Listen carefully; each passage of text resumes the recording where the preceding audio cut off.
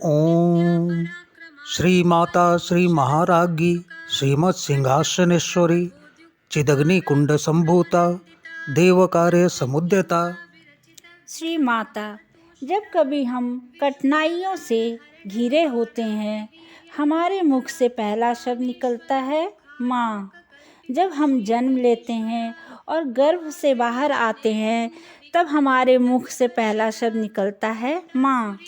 जब हम मृत्यु लोक में निवास करते हैं तो 3 प्रकार के ताप हमें दुख देते हैं।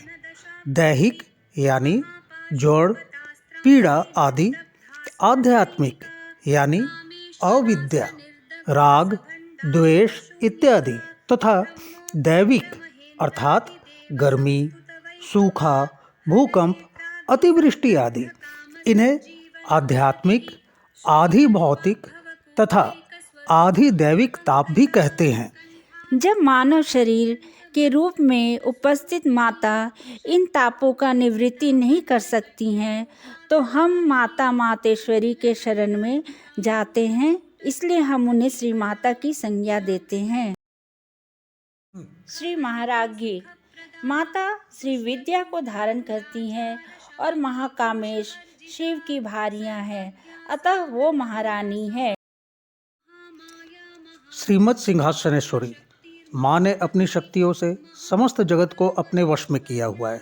समस्त जगत के सभी पदार्थ जो जड़ हैं तो चल भी हैं, जीव हैं तो निर्जीव भी हैं, सभी की प्रकृति भिन्न भिन्न है और इन्हें सही दिशा निर्देश देकर चलाना सिंह की सवारी करने की ही भांति है। अतः माता सिंहासनेश्वरी हैं।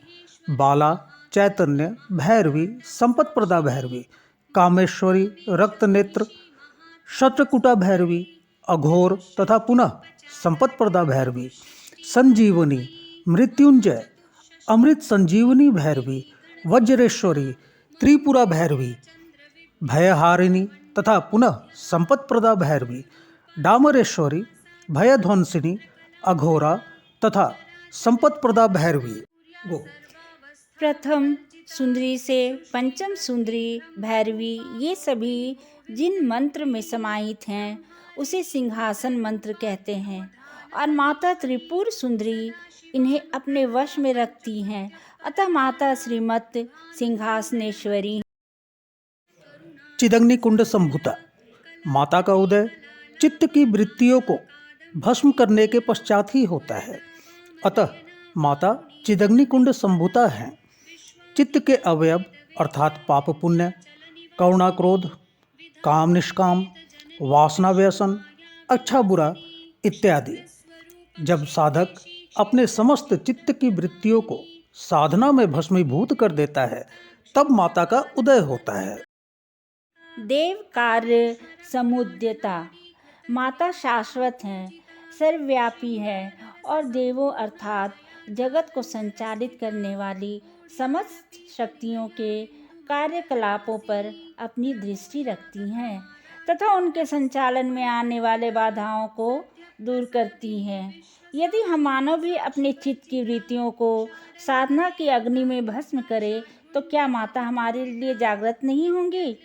जब माता जागृत होंगी तो अवश्य ही हमें जन्म मृत्यु के बंधन से मुक्त कर कष्टहीन मोक्ष प्रदान करेंगी।